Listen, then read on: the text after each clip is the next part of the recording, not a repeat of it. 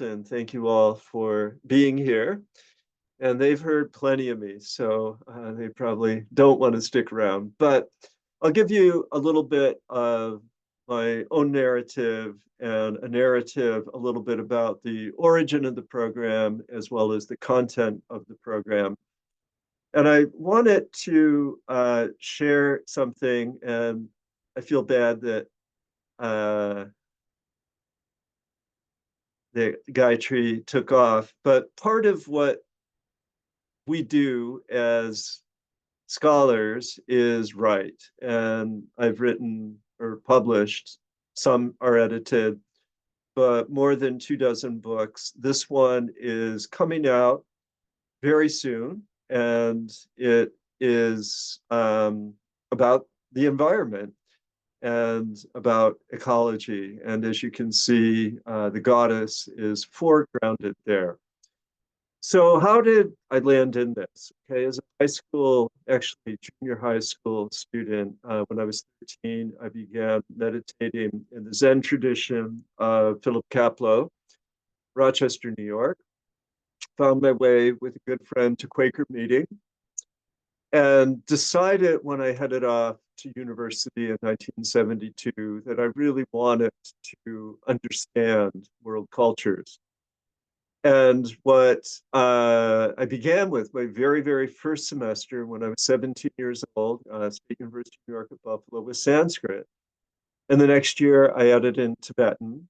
And during that first year in 1972, I met a woman from Calcutta, from India, who had just established a yoga center in Amityville, New York, on the South Shore of Long Island.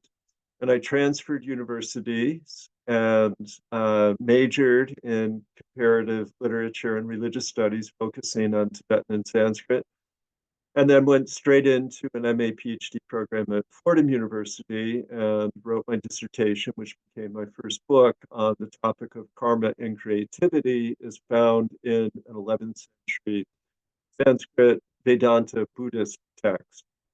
And that sort of launched me into the realm of discourse, and all the while deeply, deeply immersed in daily spiritual practice. So I was so glad to hear people said, I'm feeling mystical, I'm feeling calm, I'm feeling, yeah, that's what we're all about as people of yoga.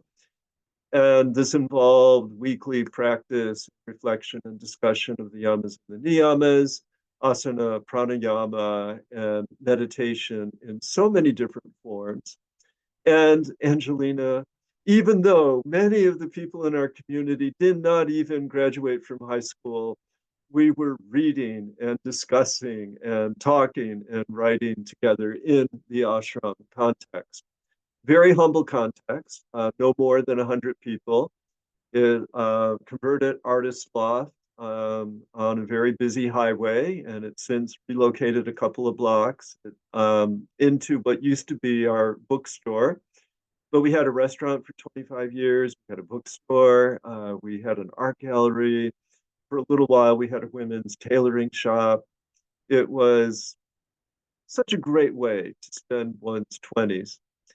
And then in the 80s, okay, so that was the 70s, then the 80s, Amityville, New York, South Shore of Long Island. The organization is Yoga Anand Ashram. So, yeah, pleasant memories and a beautiful website, which actually I'm going to put in just because it's always fun. Okay, granianjali.org, and you can get little clips of her songs and her lectures. And if you delve deep, you'll see me as a teenager. So, and my wife. So, moving to California, we had our first child, and 8 months old. We landed here in Los Angeles, 1985. He was 8 months old. Now he's 39 years old, soon to be 40. And a daughter came along, and I was really focusing on being a college professor, and I've been pretty good at it. Okay, 40 years, 45 years actually, because I taught a bit in New York before we moved out here. And what gradually crept back in was this yearning to share the depth and profundity at a lived level with people of yoga. And in the 1980s, the yoga was sort of prescriptive from the 1930s and had been steady state for over 50 years. Some of the same leaders that began teaching in the 30s were still teaching here in Los Angeles. The Ananda Ashram in La Crescenta, sort of in between our Valley people and our Pasadena people. Fantastic place if you can ever visit it. The Vedanta Society of Hollywood, where Christopher Isherwood did those amazing translations of Bhagavad Gita and the Yoga Sutra. The Self-Realization Fellowship Shrine in Pacific Palisades. If you've not been, you got to go. And again, they've been in place for over 50 years when I got here. And they were for old white people at that point, and they had nothing for children. And I was like, I don't know about this. And then the 90s happened. And in the 90s, the people that had worked for GeoCities, which was the first foray into web design, uh, discovered that they had bodies. The people who were sort of burnt out as professional dancers discovered they could do yoga with their wonderful bodies. And that amalgam created this energy of the beginning moments of Yoga Works, where I taught for some time, of the just the superabundance anaforest yoga, things that so predate the folks on the screen. And I began to get invitations to come speak at these centers, and then decided that I'd do a study group. And I've been working with the South Fallsburg community of Guru Ma'i, Swami Chidvilasananda, and some of those people came, some of the Yogananda people came, some of the Shivananda people came, some of the Kashmir Shaiva people came, some of the Krishna people would come. And every third Wednesday night for 5 years, we slowly, passage by passage, went through the Yoga Sutra, which is the foundational text. And you can be Vaishnava, you can be Shaiva, you can be Jewish, you can be Christian, you can be Muslim, it doesn't matter. And it ended in September 2001. And the elders among us, or at least the middle-aged among us, remember what a powerful month that was. And our world was rocked. And of course, I had friends in New York who were directly affected by the falling of the World Trade Center's buildings. And I remember I would go down to the beach in Amityville, and on a clear day, like we have here today in California, I could look 30 miles west and see the World Trade Center from Amity Harbor. So I said, what can I do?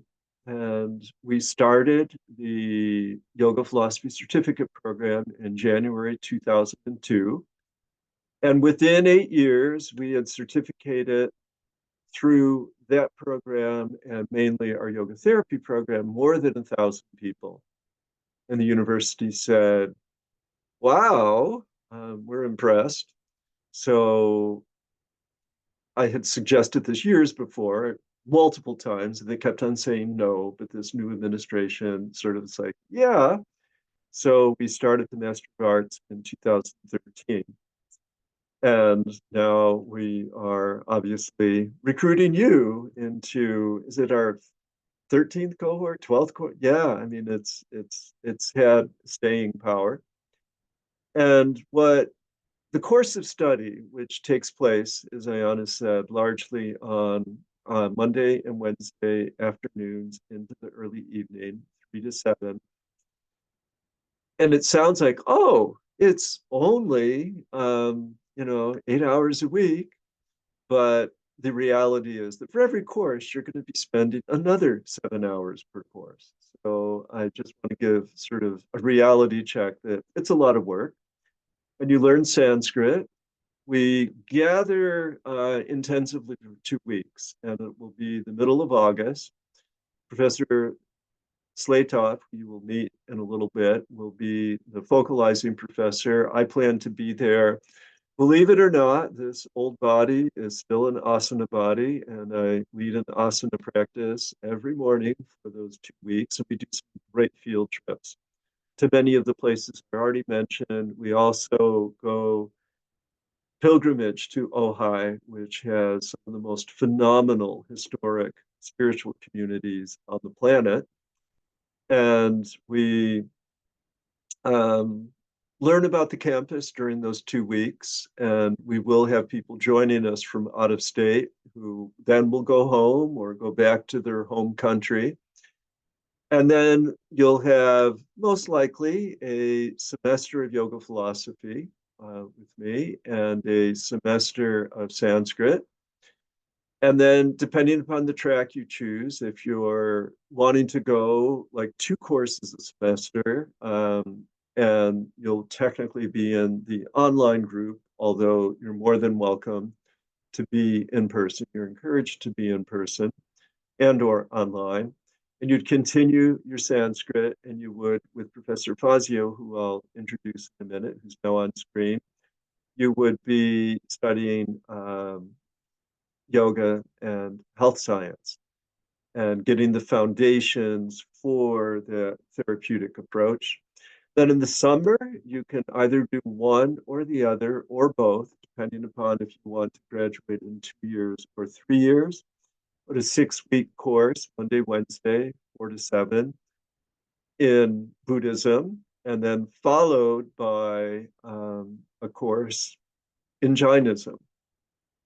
So you're getting Hindu foundations, Vedanta, Vaishnavism, Shaivism, Sankhya, Bhagavad Gita, Yoga, Yoga Vasishta, okay, in that fall semester. Then continuing with body studies and more Sanskrit studies the second semester. Then the first summer session, which is middle of May through toward the end of June, you're studying Buddhism. And Buddhism is key to really knowing what this thing called mindfulness is and really putting a human face on these practice traditions. The Buddha, what a great life story.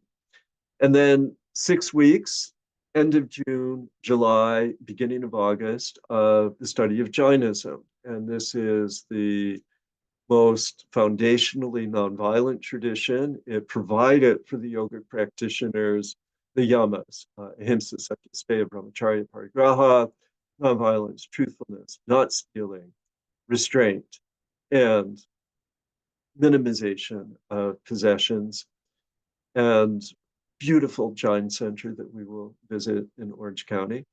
And there's one opening in Tahunga, so maybe it'll be open by then for those of you in the valley and valley adjacent.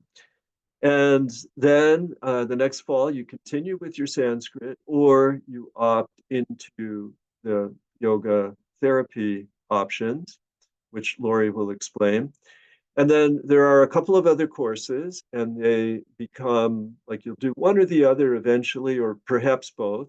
One of them is comparative mysticism, where you'll do a bit of Kabbalah, a bit of Sufism, a bit of Christian mysticism in the context of what is mysticism other than the embodied experience that William James spoke to out of the yoga traditions, that Carl Jung not only wrote about, but painted about in terms of his origination of depth psychology, deeply informed by his experiences of yoga in India.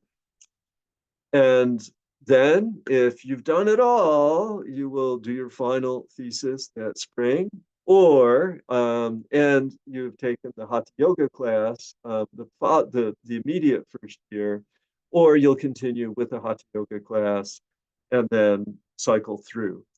But essentially, it's 39 or 42 units. You're also required to do a continuing education certificate. It could be the yoga philosophy certificate. You can get started with that right away if you would like. I'll be teaching coming up a sequence in elemental meditations. I have a yoga sadhana group that I convene on Sunday mornings, both in person and online. And then I'll be doing contemplative practices and mantra practices following that. So January, February, and then February, March. Um, and what we do, and I invite you to delve deep into our YouTube channel and just look at some of the student projects. They are all so different, and our students do so many different things. We have one that's, well, several that are embarking on doctoral studies in various traditions. The Hatha Yogis of the Sikh tradition, Santa Barbara, housewife yoga in India, Syracuse University, Jain, late medieval, early modern philosophical analysis of yoga, UC Riverside, uh, the study of Narasimha, one of the avatars of Vishnu, GTU at UC Berkeley, all cool stuff. And then we have a number of people who have developed and are teaching at college and university level full time, teaching teachers, USC, a number of community colleges, Stanford University. Oh yeah, another one up at Berkeley is doing yoga and sleep, and she has managed to put together the therapeutics with the textual material. So it's a little bit of a different level than your 200-hour teacher training. And as senior people in the field, and I'll invite Lori in, although she is nowhere near as senior, but we've done a lot of yoga and a lot of different types of yoga. It brings us great joy. It brings us great joy to share it. Don't be scared with the money, okay? Because we really do our level best to provide scholarships, and don't run away because it's expensive. We have small foundations and individuals that really do their best to help out. So don't let that, just stop you in your tracks. And what I advise people, Angelina, is read the first sentence. If it's a good sentence on that paragraph, read the last sentence, but move on to the next one. Keep turning those pages. Always start at the back of the book, look at the index. I always look at the bibliography, but yeah, reading, it's a thing, and it can be a drag, but it's just part of the journey. So Ayana, what did I leave out? I think you hit a lot of it on the head. I'd like to welcome our faculty who just joined us, Dr. Lori Fazio, Dr. Zoe Sladoff. Um, they will then share after you finish, Dr. Chappell, specifics about themselves as well as their curriculum that they teach within the program. Okay, now I am pretty much done, and I have to share a little bit of a personal narrative. You can see the sunlight is coming, but it's going. And if I don't get on that bike, I'm going to get into trouble. So I may fade away, but please reach out with any questions. Enjoy the YouTube, enjoy the website for Garani Anjali. And Lori will talk about her gurus, and Zoe will talk about her gurus. And yeah, we're just thrilled that we've been given the opportunity to share this. And we invite you to apply to become part of this experience. And Yoga Day will give you a really great taste if you're able to come for all or part of it. So go in mute. Thank you. Thank you so much, Dr. Chappell. Um, Dr. Fazio, please, we invite you to unmute and share a little bit about yourself and what you teach here in the program. Sure. It's so nice to see all of your faces. I am Zooming from the East Coast, so it is not light out still. That's why I had to turn on my light. It's like 8 o'clock here. Let's see, my professional educational background is I'm a physical therapist. So I've been a physical therapist for over 35 years. And while many people think, oh, I'm a physical therapist, I must be interested in a Iyengar type alignment. Yeah, that's lovely, but what got me into yoga was more the spirituality. It was the mechanical stuff that was my physical therapy, and it was the spirituality that got me into yoga. I actually came in through a Buddhist door.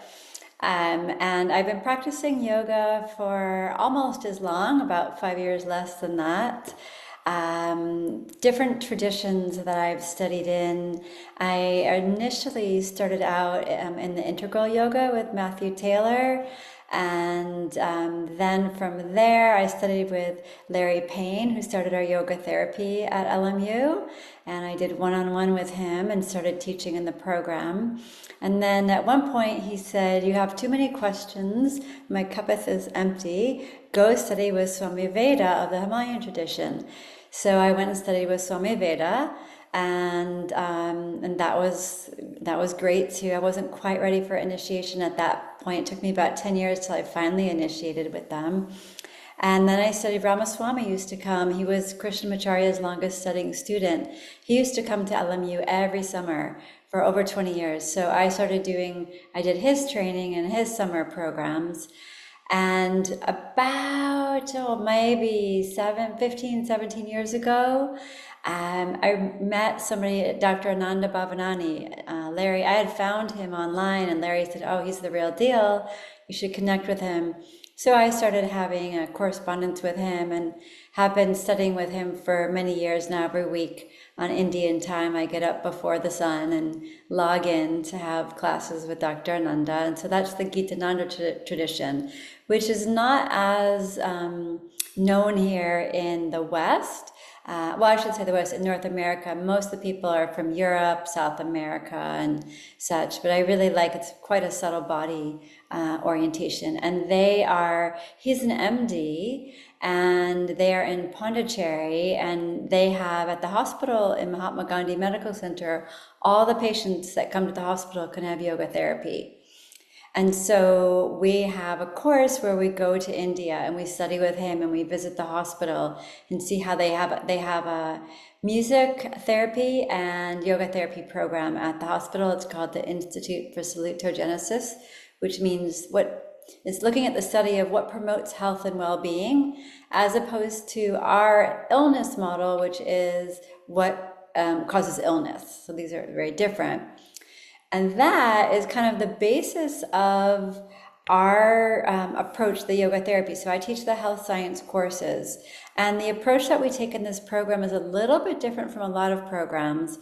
Many of them are what we call pathology-based models. So you learn what's the pathology, what's the diagnosis, and then what do we do for it. We take a much more kind of yogic approach to how do we promote health and well-being. So I'll talk about that as I talk about the courses. We also visit Kaibalyadam, which is the first yoga therapy research center. And by the way, if any of you are taking a little break before you apply to the program, you are welcome to come on the India trip. That's open to everybody. And that'll be next December. So the courses that I teach, there is Health Science and Yoga 1, and everybody takes that no matter which track you're on. And in that class, we look at this body from all the systems of the Western understanding of the body, so cardiovascular, respiratory, endocrine, musculoskeletal, etc., as well as the yogic understanding of the body, the nadis, the chakras, the vayus, the koshas, the doshas, all these different subtle bodies, many more too. And we try to understand the health experience through both of these different perspectives. And a lot of it's kind of real life application that you can take into your own life.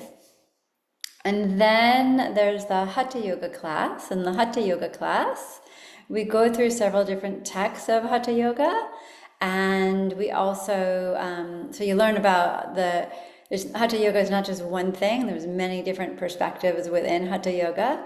And we study the text, and we also understand the practices within Hatha Yoga. And then those of you who are interested in the health science track or the yoga therapy track, we have 3 different other courses. One of them is Health Science and Yoga 2, and this is one of my favorite courses. This course is kind of twofold. One is you're going to learn the effects that various practices have on us. So for example, asana, all the different effects that can happen on our body. Things like mudra, mantra, yoga nidra, meditation, different pranayamas. And one of the examples that I like to give, because I think it's kind of easy to conceptualize, is mantra. Most of us understand mantra as something that's a spiritual. We chant a phrase to evoke the qualities of a deity, or to the vibrational tonation of the Sanskrit words. But and that's the real reason for it, but it also has side effects of health. And one of those side effects is the active chanting uses all of your sensory, your face, and it's something called the polyvagal theory. It actually helps to create safety in your body. So I'm making it super simple, but it's really great for people who have had trauma. It actually lowers your heart rate, lowers your blood pressure, has lots of positive effects on your health and well-being. So we learn these effects that these practices have, so that if you're working with somebody to help improve and reduce their suffering and improve their life, you can understand which practices might be beneficial. But to do it, you create an evidence-based yoga program that you could partner with a nonprofit or do on your own or pitch to some organization. And that was to help people get out there in the world and do their work. So we have quite a few students who are doing that. Like last year, somebody who graduated wrote a program for survivors of domestic violence. And that program, we did a pilot study and looked at the difference between a support group and this yoga group, and they found that this yoga was much more beneficial. So the nonprofit hired her to create teacher training and train people to put this program all over the country and then eventually globally. So that was a really, really great benefit. There's several who are working in universities who have taken programs for mental health for students. And one right now is working on high-risk foster youth. They got a grant, an organization got a grant to implement her program. Another one is implemented into a national healthcare system for menopause, where she gets paid really well, and the patients who come in are subsidized. So that's that program. It's kind of the way that you get mentored and how to integrate the yogic science with the modern medical and psychological science to be able to show in their language how you can support the the people who different organizations serve. And then there's an applications course where you learn the one-on-one. You learn like the difference between being a yoga teacher, where you come up with your plan for the class and then you tweak it according to who's there, with working one-on-one, where somebody's with you, and how do you hold space for them, and how do you have non-judgment, and how do you help them really support them in getting down to the root of their dis-ease, which are samskaras, the way we live our life, our habits, kind of the root of disease. And so we work on things like a breath assessment and kind of motivational interviewing, skills to work one-on-one. And then there's a practicum class where you either implement your small project in a small group, or you do one-on-one, or both. And there's mentoring, and we all meet together and we discuss different cases, and you kind of get the experience of putting it all together. And then there's the India trip, where we go to India and we go to Kaivalya Dham, which is really amazing, and study with their teachers. They have the largest, I think it's the largest, I'm not sure if it's the largest, but Sanskrit library of ancient texts. And we get to see it, the ancient texts, and we meet with their philosophy department. You can get Ayurvedic and naturopath treatments, and we study yoga. And then we go to Pondicherry with Dr. Nanda, and we do some sightseeing. And So that's my part of what I'm teaching. I'm happy. I'll put my email in the chat. And if this is something that you're interested in, please feel free to email me and let me know. I love to hear what you are looking for. I do want to say one thing, which is to go that health route. It's really important that you have your own sadhana, that you've been practicing yoga, that you're actually doing the practice. Because to support others in their journey, you have to have formulated your own. And so I just want to make that clear. If that's a path you're interested in, that's really, really essential to that, to being successful in that. So I'll hand it over to Zoe, Dr. Slatov, and I'll put my email in the chat. Hey, everybody. Thank you. That's a perfect note for me to jump in on, because I think, to me, what is so special about this program is that it brings together practice and scholarship. And, the deeper your practice, the deeper your scholarship. And so I think the two kind of need to go hand in hand, and ideally do. And of course, being in grad school can sort of be overwhelming sometimes and make you forget, but we will keep reminding you that they go together. So maybe I'll start by telling you about a little bit about my journey. I started practicing yoga when I was 15, from a videotape, if you remember those. Videotape of Rodney on the beach doing some yoga. And I didn't really know what it was, but I did it every morning for a couple of years, very early in the morning. And then I moved to the East Village. I grew up in Brooklyn when I was 17, and I studied engineering, and I started taking yoga classes. And then I did a little teacher training kind of just for fun when I was 18. And all of a sudden, people didn't teach back then like they do now. So people were asking me to teach classes. And all of a sudden, I was teaching 15 classes a week while in school. And somewhere in the middle of that, I started practicing Ashtanga. And I was young, and so it came quite quickly. And when I was 20, I met Patabi Joyce, who became my teacher. And he came and taught in New York for a month, and I practiced with him every day. And at the end, he said, "Come to Mysore," which is this little town in South India. And I said, okay. And I quit school halfway through my engineering degree, and went to Mysore for 5 months, I think. And while I was there, I love that Lori was talking about mantras also, because, in the Sanskrit classes that I teach, which I'll talk a bit more about in a few minutes, we do a lot of chanting as well as translating and reading. And so, there is this kind of practical application. And so my first trip to India, I heard Patabi Joyce chanting and reciting texts. He knew all of these texts by heart, and he would just sort of rattle them off very quickly. And I've always been a curious person, as I assume you all are too, if you're here. And, so I wanted to know what he was saying. And so I started studying Sanskrit that first trip. And I remember walking around the streets and chanting the alphabet and, trying to just figure out what it all meant and put it all together. And so I studied Sanskrit kind of on and off in India and on my own. I kept going back to Mysore for many years, studied on my own. And after a few years, I thought, okay, I need to do this more seriously. So I went back to school at Columbia, and I studied with this amazing professor, Gary Tubb, and took lots and lots of Sanskrit, among other things. I finished my undergrad. I ended up in a PhD program. I actually decided to quit after the master's because I decided, academia is not for me.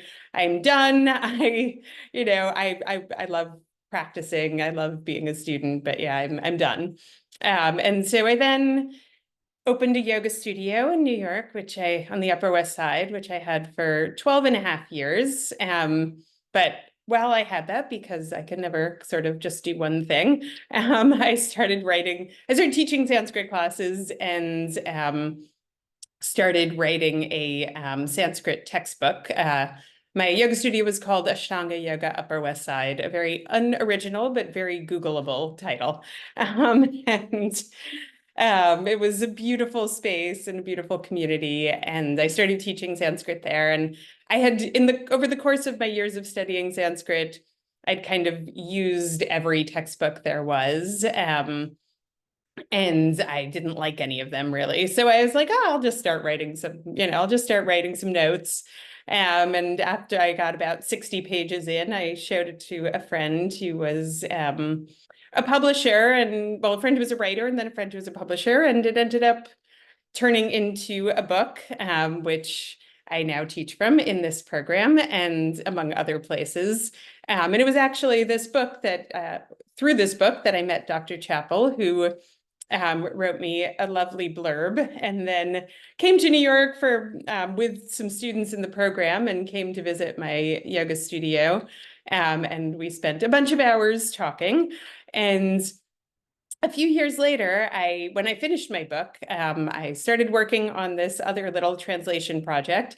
And my publisher suggested that I send it to Dr. Chappell, and I sent it to him, and he said, you should use this as a basis of a PhD dissertation, and you should work with Chakravarti Ramprasad in Lancaster.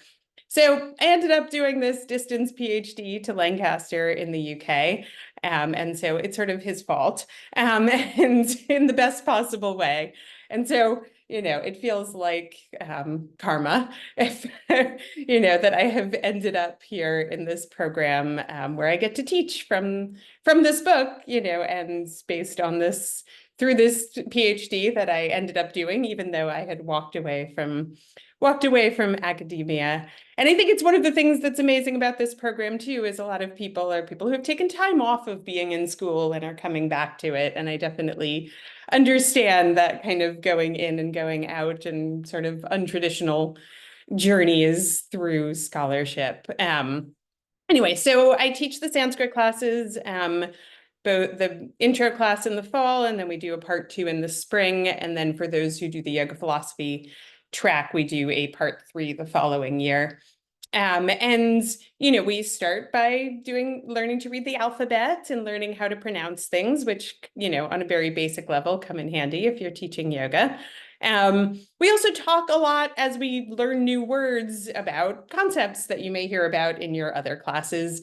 And we read verses from texts right from the beginning. And so this is one of the big things, one of the reasons I wrote this book is because I think that, yoga students who want to learn Sanskrit want to read the texts. And so right from the beginning, you're reading the Bhagavad Gita, you're reading the Yoga Sutra, you're reading the Hatha Pradipika, you're reading a bunch of other texts that you may or may not have heard of yet. But you'll also read in Dr. Fazio's Hatha yoga class. And so they all kind of come back around. You'll read some of them in your yoga philosophy class. And so we kind of dive deeply into the Sanskrit. I know sometimes people are a bit intimidated by it at first, but I am here to, give you training wheels and hold your hand. And, it's sort of like jumping in at the deep end, but you do learn to swim. And I'm here to help you do that. I have taught the yoga philosophy class before. I also teach undergrad Buddhism course and an undergrad yoga philosophy course in the spring. And I also have been teaching the thesis class for the last 3 years. Dr. Fazio and I co-taught it last year. And so I get to sort of see students both at the beginning and at the end, and to see some of the wonderful projects that our students end up doing, some of which come through yoga therapy, some of which come through yoga philosophy. We've had students work on translation projects, which of course is really fun for me. And I'm happy to work with you on translations that you're interested in. In the third part Sanskrit class, my students are writing their own poetry in Sanskrit. We're going to have a Sanskrit poetry slam in January, which you're all welcome to come to. We had one last year, which is online. And so, yeah, we do lots of fun and creative things. I've just started talking to our thesis students who will be working on their theses in the spring, and we have lots of exciting projects. So you're all welcome to kind of come watch them give their presentations on those in May also. And yes, if anybody has any questions, I will put my email in the chat, and you're very welcome to email me. Thank you. Thank you. Thank you both.